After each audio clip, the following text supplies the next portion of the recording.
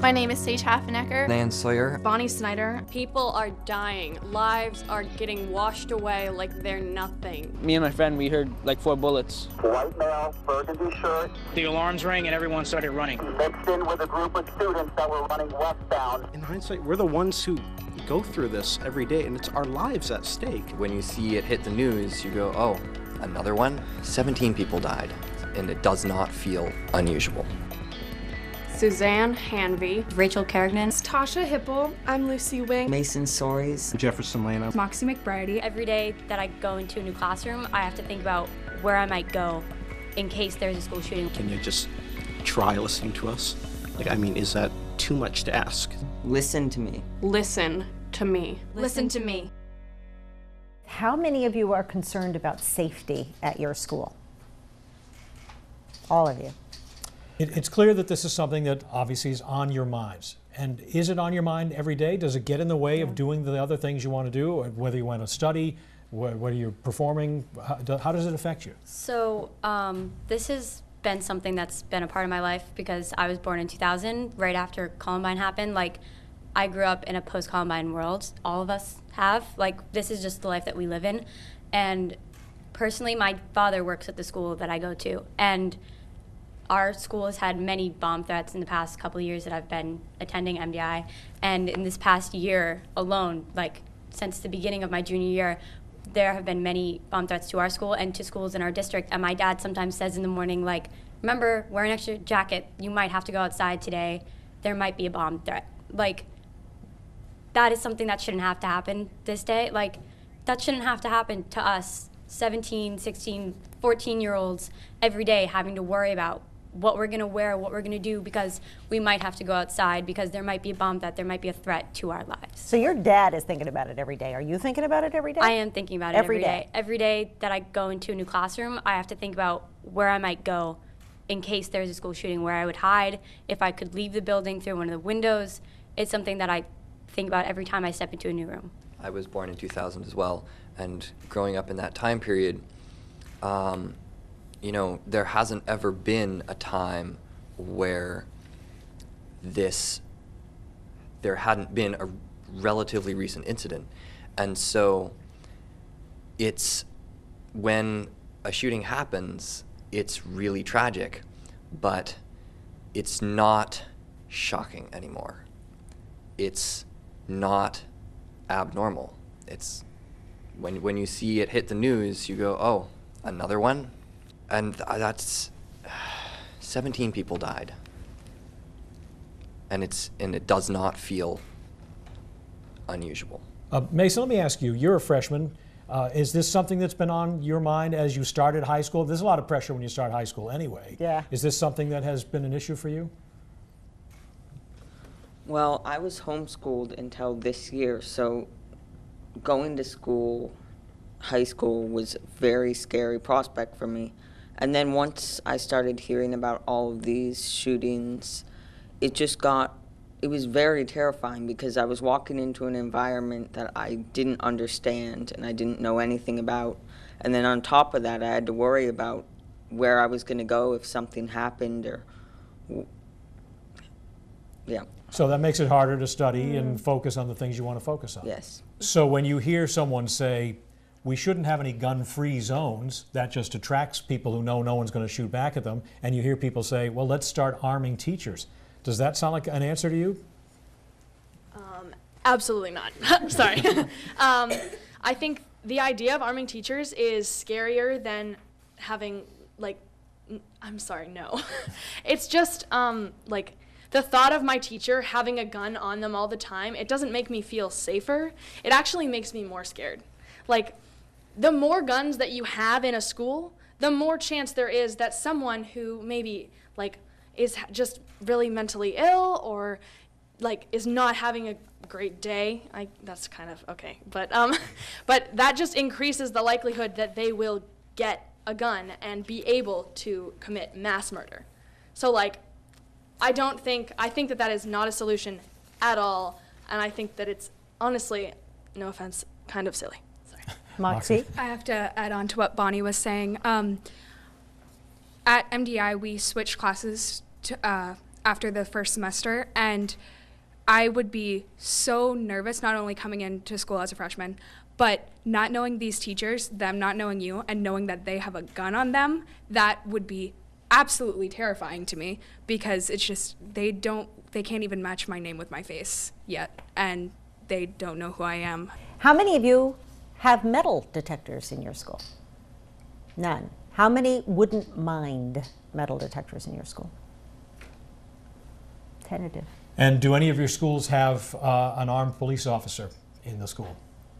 So just about all. I want to be able to feel safe, and if I walk into school and there's like minimal security, then I feel safe because I know that there's not a threat. The first big one that I remember was Sandy Hook, and I remember seeing the faces of the children, like they were so young, and this past Wednesday, I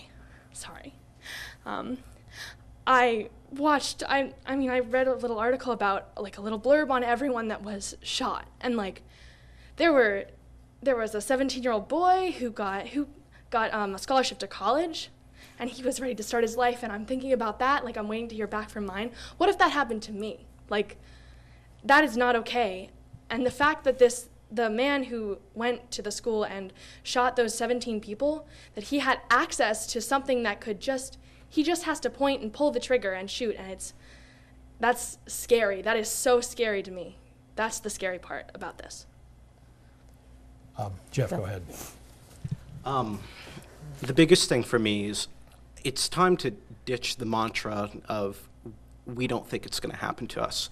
I mean, Parkland, Sandy Hook, no one anticipates a shooting like that. And it's terrifying that we do have to consider that this is something that happens now. Like, it's almost the norm. And that's absolutely disheartening. And I don't know, it's just, we need to adapt.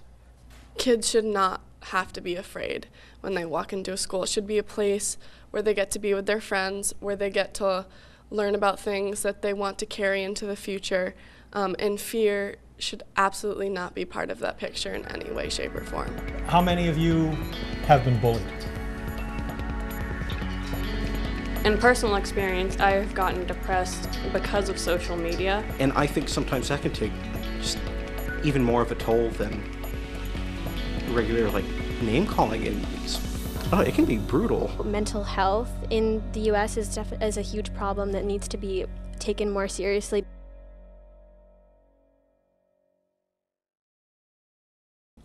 I first came to Maine to come to Maine College of Art. I'd never been to Maine before.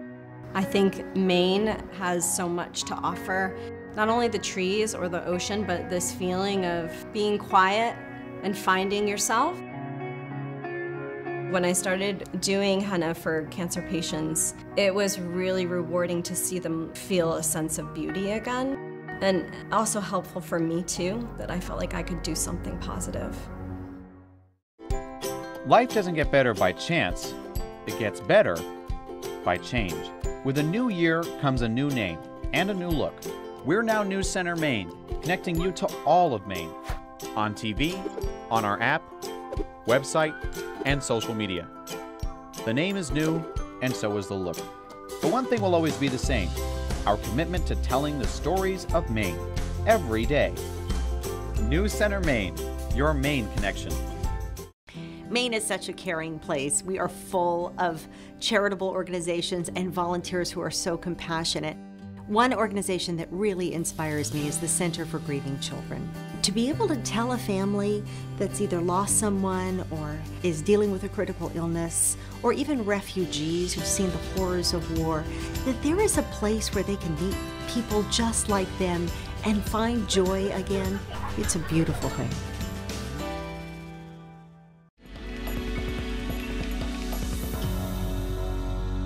How many of you have been bullied? How many of you know someone who is regularly bullied?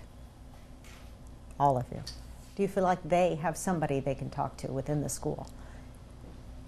And if so, what is done about it? Let's pass it down to Suzanne. So I myself have been bullied, and I feel like sometimes there's not people we can talk to, but sometimes there is. It really depends on the person and how open they are and how scared of and what's happening really. I feel like there are a lot of people around for help, like that they say that they'll all like be there if they need it, but I feel like it's not necessarily always really taken seriously in a lot of circumstances. Like a kid will go to a guidance counselor and they'll have like a problem and they might be like reluctant to talk about it, and the guidance counselor will kind of like help them a little bit but then kind of dismiss it and not take it as seriously as it should be taken in a lot of circumstances. I also feel like a lot of times students are not willing to be open about what's bothering them, and if they feel like they're being bullied, like I don't want to go talk to like someone that I don't really know. I know the guidance counselors are supposed to be your friend, and they are there for you, and they're supposed to be, and that's their job. But a lot of times it's hard to open up about that with someone that you don't feel like you have a strong connection with. So I feel like there's resources, but not everyone wants to or is willing to take advantage of those resources. And when there are those resources, if you go, do you feel like there's action? There's an answer, that there is a response from the school to help you with that situation? Yeah. Not to throw my school under the bus at all, but not in particular.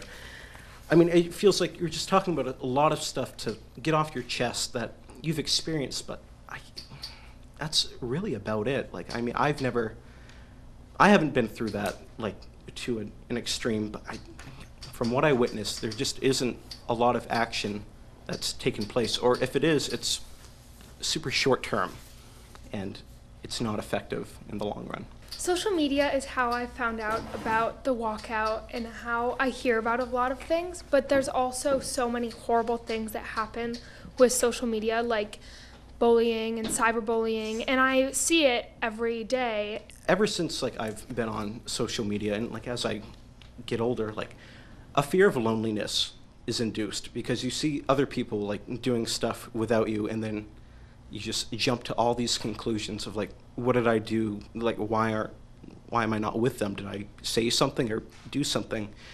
And I think sometimes that can take like just even more of a toll than like regular like name calling, and it can be brutal after a while. I do think that there's a lot of really negative things that happen, but there's also some positive things, and I think that it's really hard to balance the two. Can social media make you feel more isolated rather than connected? Yeah, absolutely. And that's clearly not the intent of it, I think, when people get involved in that. Yeah.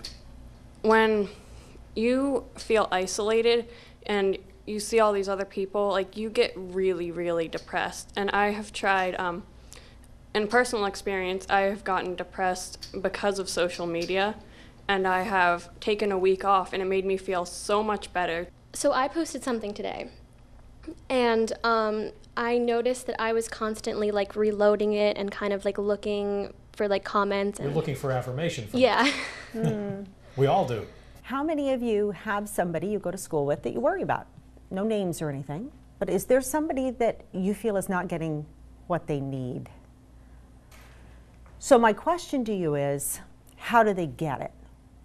Is there something we could do to reach those kids that we're not doing? Being able to make connections with people and build support systems from a young age, I think is vital in keeping people not isolated from the rest of their community. This might be a good place to show the video. There's our sister station in Denver did an interview with when he was a young man who says when he was in high school, he felt isolated to the point where he was considering getting a gun. So I think it's instructive if we can play that video and listen to how his story played out and what changed for him that kept him from becoming the monster he didn't want to be. I was almost a school shooter. I didn't carry out anything. I didn't hurt anyone. But in 1996, I almost did the worst possible thing. If you get told you're worthless enough, you will believe it. I was picked on and bullied for being fat, for being smart, for not playing sports. So I got angry. I tried to find an assault rifle. I tried to get a hold of a gun. I wasn't able to. It was going to be a large explosion of pain and suicide. I was going to try to kill a lot of people and then kill myself. And It was not directed at the people, it was directed at myself. If I had a rifle, I would have been a killer. But if I had love, I wouldn't have wanted a rifle. And it's a changing thing. The only things that brought me out of that were true friendship. I have personally had my life saved by someone taking me over to their house when I was suicidal, and her mom made me a blueberry peach pie, and I didn't realize that it was for me. I got there and there was a get-together for me with the pie, and I was literally suicidal that night, and nobody knew. I hadn't told anyone, I hadn't made any signs, but that one act of kindness literally saved my life. And I think that that's what we need to give more of now. We need to show more love. You still need to give love, even when it's pushed away. Love the people who deserve it the least. Today I have 4 beautiful children. I have a wife who loves me. I have the world at my fingertips. And I never knew that I always had it. If we could just show some of our kids that they actually have the world already, then maybe they would enjoy it instead of looking at it like it's painful. What do you think? I think this definitely shows how mental health in the U.S. is a huge problem that needs to be taken more seriously, because there have been a lot of circumstances where the shooter is not mentally stable. They haven't, like in the Florida shooting, the kid was 19, he had a troubled past, and obviously I think he should definitely go to jail for the rest of his life, but I think if he had had more mental health care and like somebody had noticed that he was like not okay, and obviously he shouldn't have been able to get access to a rifle in the first place. I think that's... I agree with that. I think that a lot of countries in the world have mental health problems, but almost none of them have as many mass shootings as we do, and it is because this man was not able to get a gun. And if he was, he would have, he said he was ready to. And that is the problem.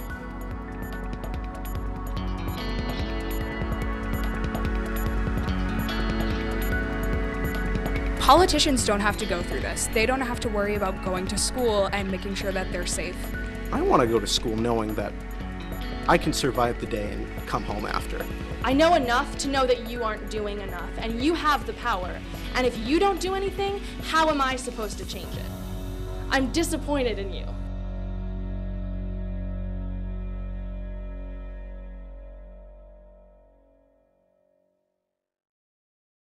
There's nothing more powerful than the conviction of a mother after finding out her son took his own life. There's a problem. There's a serious problem, and nobody wants to address it. Dante Izzo was just 15 years old. After his death, Dante's parents read the messages on his phone, the cries for help that went unanswered. She wanted to share her story in the hopes that maybe it would finally send a message that teens are dying in our state. Next time on Bill Green's Maine, we'll be at the Maine Pond Hockey Classic with Johnny Mailer and Todd Gutner skating up a storm.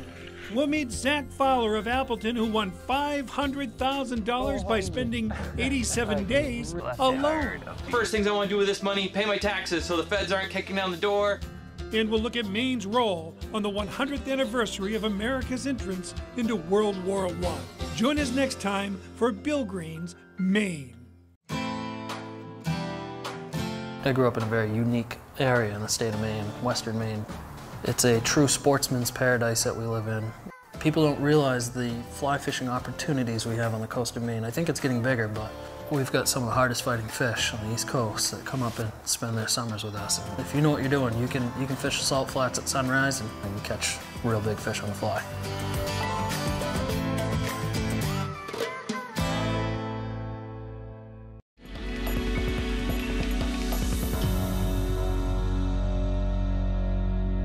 How many have either gone hunting or have friends or family who like to hunt? How many have guns in their homes? I think that in Maine, like, hunting is a big deal, and that's fine. And if you want to go and have a hunting trip with your family, that's fine. And if you want to have a handgun in your house for protection, but nowhere do we need these AR-15 rifles that are simply meant to kill as many people as you can, like, as many bullets as you have. At the very least, we should make a very clear distinction between military weapons and hunting weapons. They're very different weapons that are designed for very different purposes. Most guns that are used for hunting don't have a large magazine size and can't carry more than, 5, maybe 7 rounds. I don't know a whole lot about it. But many military weapons have very large magazine sizes and very fast fire rates, and that's because they were designed specifically to kill people. I live in Durham. Durham's a very rural town. I go to school in Freeport with Lucy. And I know hunting's big in Durham, and I come from a fairly politically divided family. My mom's a conservative, my dad's a Democrat. And I was talking to my mom about this forum last night, and she's been pretty upset with all the the shooting and people bringing guns into schools and stuff. But her main thing was, but how do you avoid punishing people who don't deserve it? There are people that follow the law and can safely own those guns, but then it's a matter of trying to sort out the people who should not have those. And that's where things get kind of foggy, because how do you filter out these people? You've got to have some sort of bias in place. And then there's some people that still slip through the cracks, and I don't know. I don't think that we should be taking guns away from these people.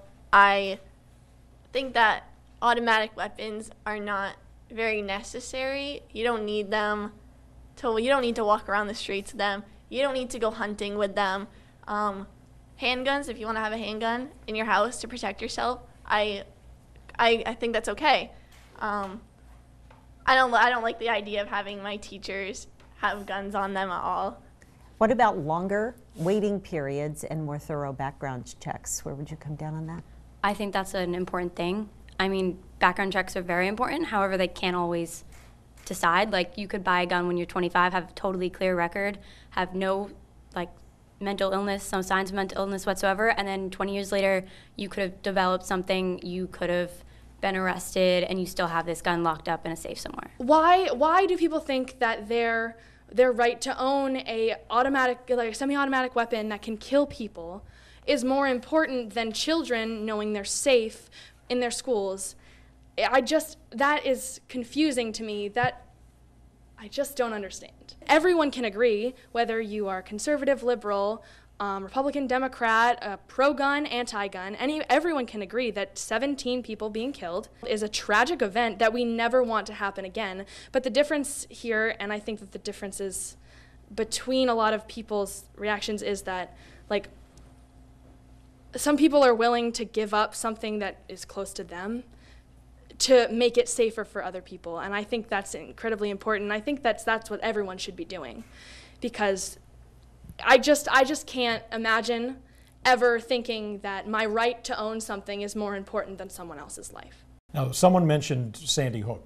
That was the shooting with all the young children who were killed, and many people said, well, all right, if we're ever going to do anything about gun control, it's going to happen now. And as you know, really nothing happened. Do you have any sense of optimism that, knowing you have fellow students who are concerned about this across the country, do you have any sense of optimism that maybe this is the time some of those things can be changed? Oh, okay. After the shooting, one of the biggest kind of downers I've seen online is from older people, why should we listen to a generation that's obsessed with taking selfies and eating Tide Pods? Well, I mean, in hindsight, we're the ones who go through this every day, and it's our lives at stake. I mean, I want to go to school knowing that I can survive the day and come home after.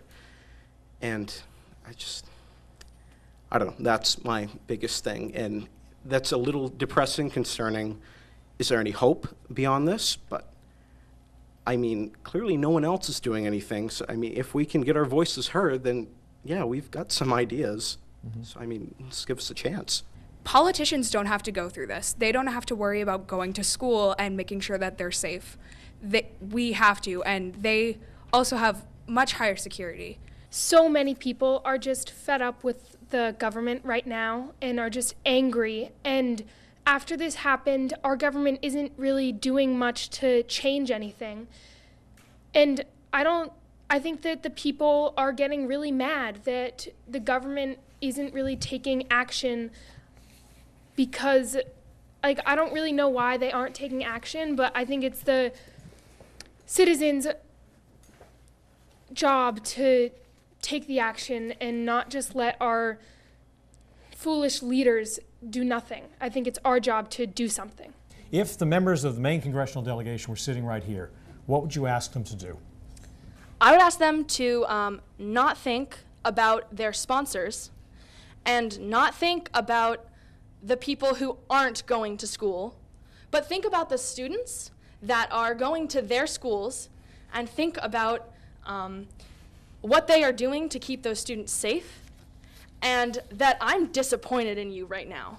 I am a senior in high school, and I know more. I don't know more, but like I know enough to know that you aren't doing enough, and you have the power. And if you don't do anything, how am I supposed to change it? I'm disappointed in you, and I'm not going to not be disappointed until you start taking action. If I could speak to the lawmakers, I would ask them to stop being so blind. They can't see what's going on around them. People are dying. Lives are getting washed away like they're nothing. And I want them to see what's going on around them, to make a change, to make a statement. I'm also disappointed in all the adults, because we as kids have to take the power into our own hands, and we should be focusing on school, not focusing on life or death situations. The adults should have to focus on the life or death situations, at least in my opinion. Mason, what about you? So one thing I'd say to them is normally this blows off in a couple of weeks. So they may be stalling, like, we're going to go away afterwards. Well, I tell them we're not. We're not going to go away, and we're just going to keep on doing this until you listen to us. Clearly, there's a lot of stuff that hasn't worked. Can you just try listening to us? Like, I mean, is that too much to ask?